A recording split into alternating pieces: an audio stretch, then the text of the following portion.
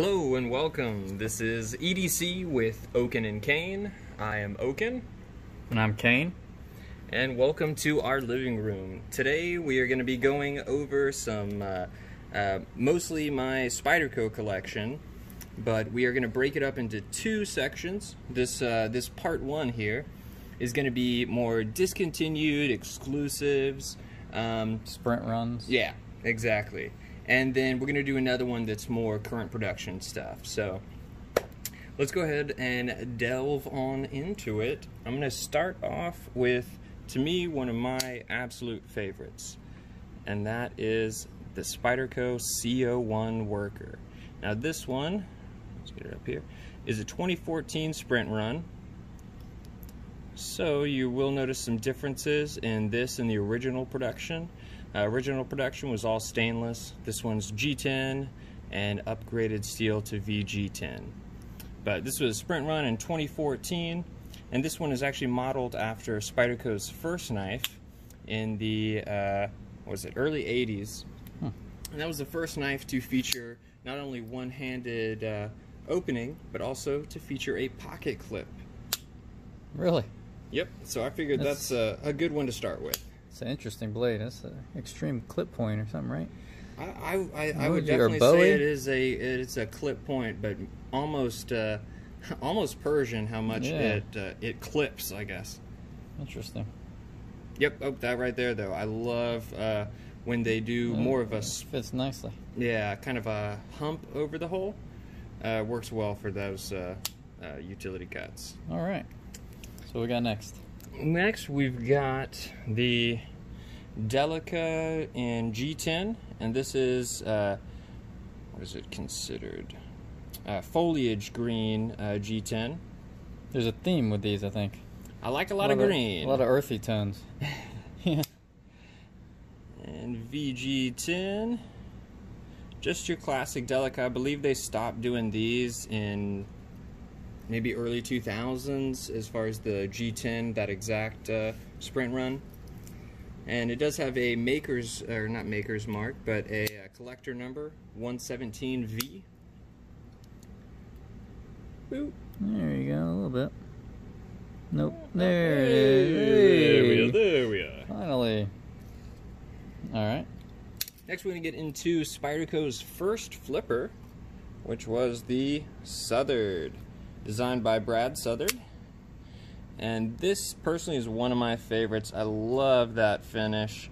It's kind of a mirror stone wash. Oh, see, hey. And just real nice, real beefy. Definitely one of my favorites, and I always love it when they have a clip that is kind of exclusive to that model. Just kind of adds a nice little touch.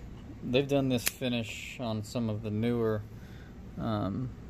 Spyderco knives, a little bit more expensive sort. Doesn't the Drunken have a sort of finish similar to this? I believe the Drunken, the Python, and the like some of the sleeve designs, the like sway back and the Techno, I believe, feature that same kind of design. But really like that one. Definitely a great feeling knife, and it's cool how they added the G10 right here. That's a nice little touch. Yep, and it works as a over travel stop as well. So. Oh yeah, that makes sense. And this is a little bit older knife. They did not put a lock bar insert in, so it is titanium hitting up against that beautiful CTS 204P. Okay. But Spyderco does a real good job with their lock interface. They normally have a good radius on there that keeps it locking up well for long. Next, we're going to get into probably my favorite oddity, the Spyderco TMag.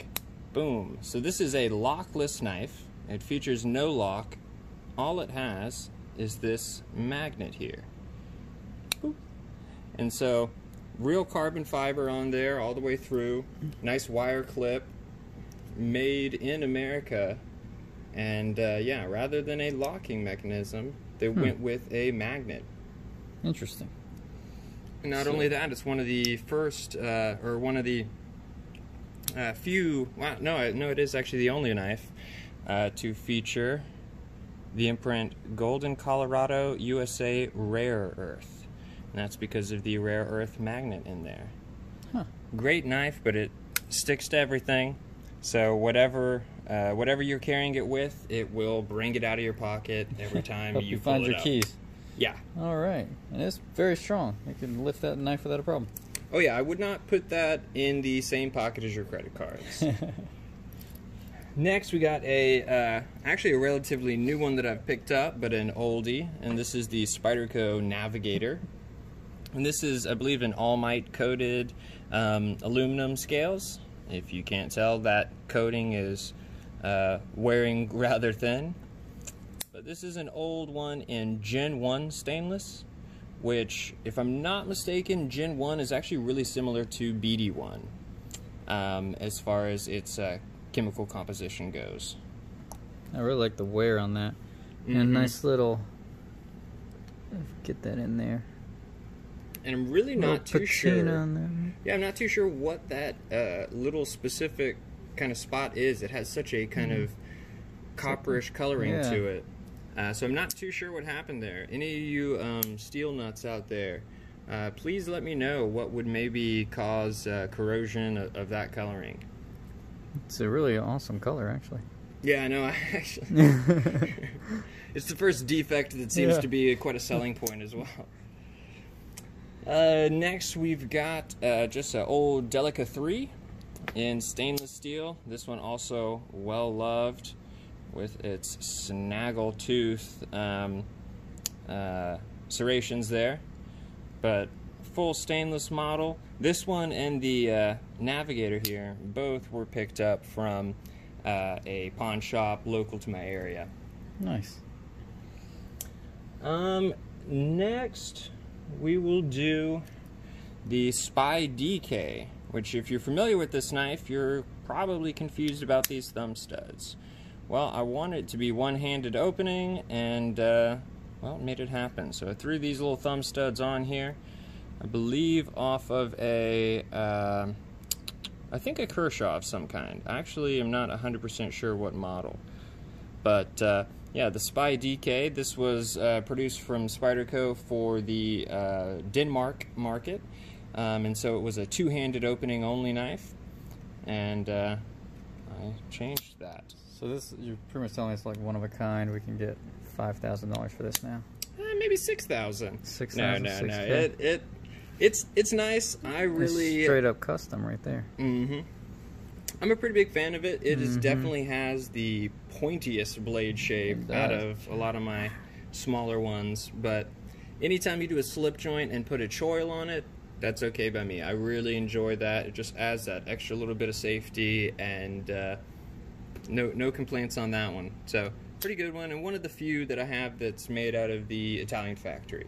Nice. And then you can see why I make this a two-part series, because Oaken has about 3,000 Spydercos. Yeah, this is gonna take some time. Settle in if you haven't already. He is wearing a Spyderco shirt, by the way. Oh, I am. All right. What's next? I didn't remember that. And then next is the Tasman Salt. This is the original one in H1 steel. So this is all rust proof. Originally this was yellow. I think it went to purple, and then this is, and I don't think it'll show up on camera. Let's see. It's actually a super dark purple, but it really almost pretty much just comes off as black. But really love that model.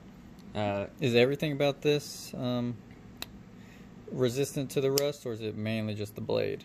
So FRN, won't have any kind of rusting or corrosive issues. And then I'm not 100% sure what the back spring is made out of, but I know that it is kind of classed as their rust-proof model. So I would say that it's most likely H1 steel they use there, or possibly just kind of like a 300 series stainless. Gotcha. Now we're going to clear these out of the way, make room for the next bunch. Yep. I'll just toss these all to the side here. All right. And next, we're going to start with two big ones. And that is the Spyderco Ketcherman. So it barely fits in the living room here, but it's a pretty nice one. It's an old model. I believe this is AUS 8. Yep, AUS 8. I wasn't sure if it was AUS 8 or AUS 6, but AUS 8 steel, real big old blade. I think it's a 4.5 inch, I want to say, but real nice, and an old school Spidey with the old plastic clips that they used to do. Oh, yeah. Interesting. Pretty good retention too. And lightweight is probably all the third or fourth with this sort of blade style of your collection. More the, you know, clip point Bowie Persian type. That is a massive knife. I mean, compared to our couch. Yeah, I was about to say here. Jeez. For the remainder of the video, it's a little bit of a hog. Let's have that guy just, you know, hanging out on the couch and on the love seat apparently, or the recliner. A little bit on the coffee table. Get your feet off the. All right, next. Next we have another big guy, the K2. So this is a Spyderco K2 in 10V steel. So that's 6 more V's than 4V. Obviously better. Definitely better. I mean, makes sense. But 10V, it's a high vanadium steel. If I'm not mistaken, this thing's got, you know, 9.75% vanadium. So it's got a hefty amount of vanadium added to really give this a whole heck of a lot edge retention wise. Really, really, really. Good bit of heft too. Oh yeah. Man, that's a massive knife. And that's to get it in the picture. I mean, even compared to this one, very similar in size. Good lockup, almost 95% lockup, I would say. Yeah, no, it's got a lot of lockup, but I've noticed it doesn't have a whole lot of lock stick, so no, it's not providing or not causing any issues as far as that goes. Yeah, Show off easy. that little back spacer. I guess it's not a back spacer, but the little the way they did that, I guess, barrel spacer is it's almost as if it was like a ball bearing that got smushed down. So it's real rounded and just kind of something, a nice little unique touch. Nice. Leave that one out here too. Next, to keep up with some of the big guys, I'll go with this one. If you follow me on Instagram, you've probably seen this a whole lot. This is one of my favorites, the KnifeWorks exclusive CTS 204P Military. Love that knife. Just one of my favorites. And the green as well, which matches the rest of your collection. Pairs nicely with my green Neutron and my beautiful worker here. Yeah, military is a great knife. It is large. I can get a full 7-finger grip on there at least. But for the size, super lightweight, which is one of the things I really like very about ergonomic, very thin. I like it.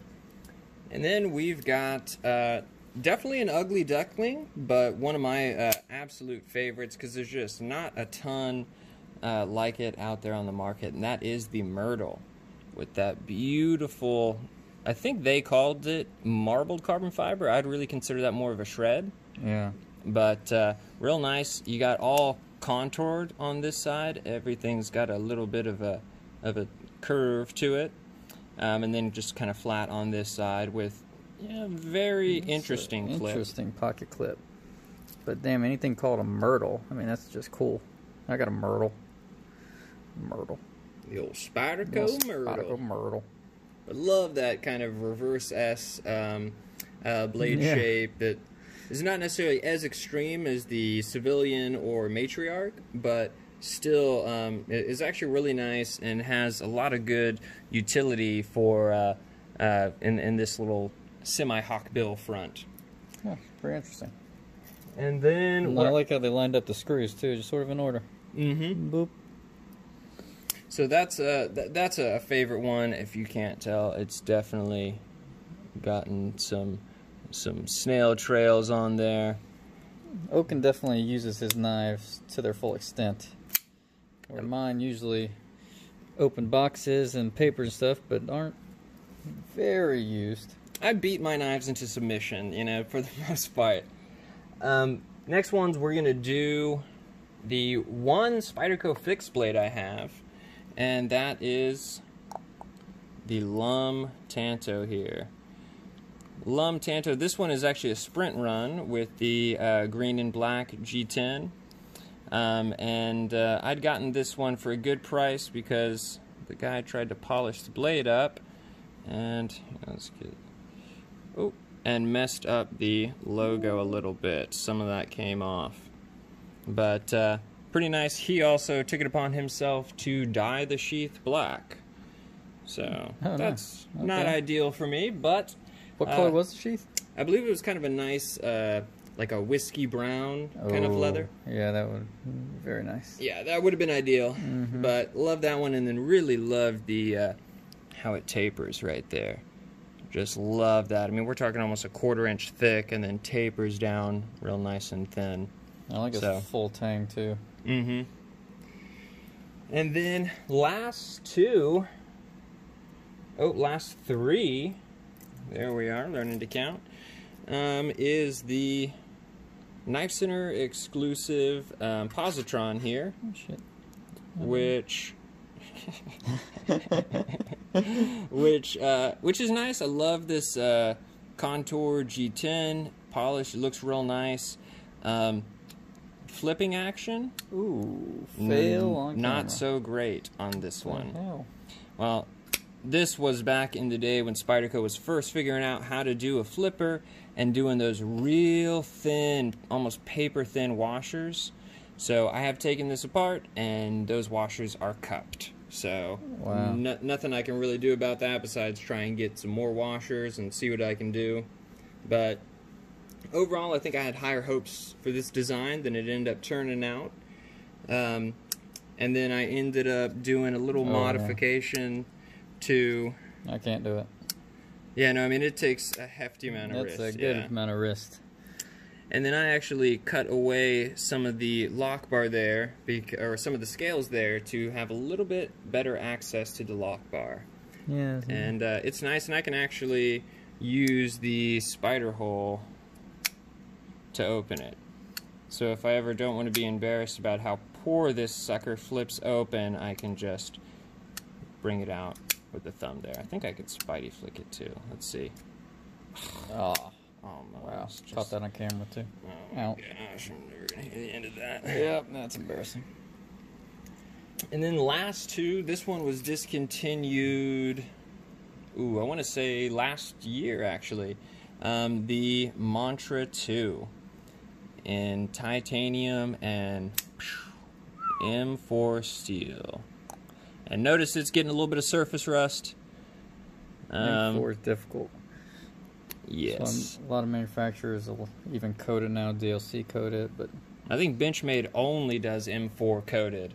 So, but yeah, so M4 really got that because it was discontinued and went down to like $114, and that was one of the best prices on being able to try out M4 steel. So real excited to get to try it out. It's done pretty good so far. I've finally gotten it dull, so next is sharpen it up, see how it sharpens, and custom halo here. Yeah, got a little halo there. All right. Nice, man. That's a good collection. And then last but not least, there's more. Okay. We'll keep it small. And you guys have seen this, the Ladybug, but in Vutoku 2 steel. So that's Vutoku 2 laminated. See that little line down the middle there? And you can kind of see that line there as well. Yeah. And so your inner core is Vutoku 2, and your outer is SUS 410, which scratches up like crazy, but still.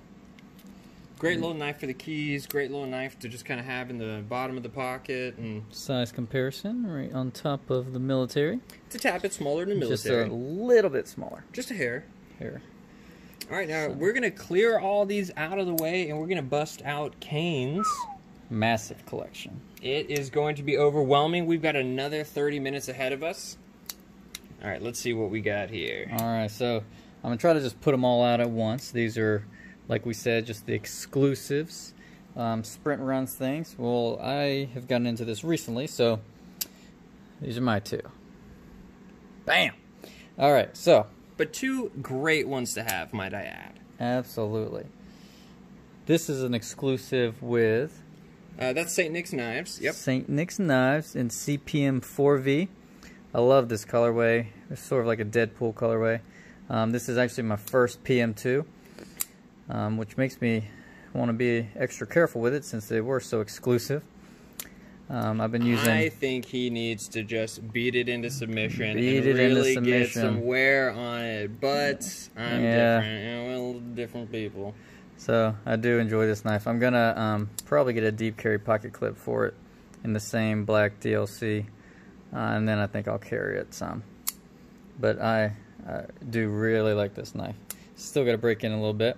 And then of course the Knife Joy exclusive 20 CV Spyderco smock with the G10 scales. These are smooth scales. I have removed the second detent. There's the 20 CV. So it does just drop shut. You can swing it open, but it's just insanely smooth. And I love the deep carry clip you put on there. It's MXG gear? MXG gear, yep. I think it went very well with the lines of the knife. Sort of thin, squared off a little bit, but I really, really do like this clip. I got the stone washed finish, I believe. Yep. So next up for this is still trying to find some scales. So these are a little bit slick for me in the summer here.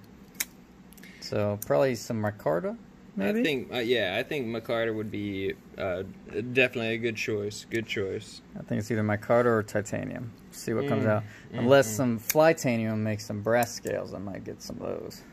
That'd be pretty cool. So yeah, that's the end of my collection. We can try to... We're gonna somehow try and finagle all these back on screen. Doesn't seem like a problem. This, I'm sure, will be super feasible. And will not be a weird form of Tetris. Is that on camera? It is. Yeah, there we are. That little guy. Get lucky every once in a while. What do we got? We got that guy. We got this guy too. Well, that actually worked out pretty well. That actually is perfect. Beautiful. All right, there we are, guys. So appreciate you guys watching. There is going to be a part 2 to this where we're going to go over some of the Spydercos that are still in production, still easily available, and you know, after that we'll probably be doing some more collection vids because I do have stuff other than Spyderco. You sure? Had to think about it for a second. Okay, yeah, no, I do, but certainly not many. So appreciate you guys joining us in our living room and taking a look at these with us. Now it's time to go home. Have a good one. Later.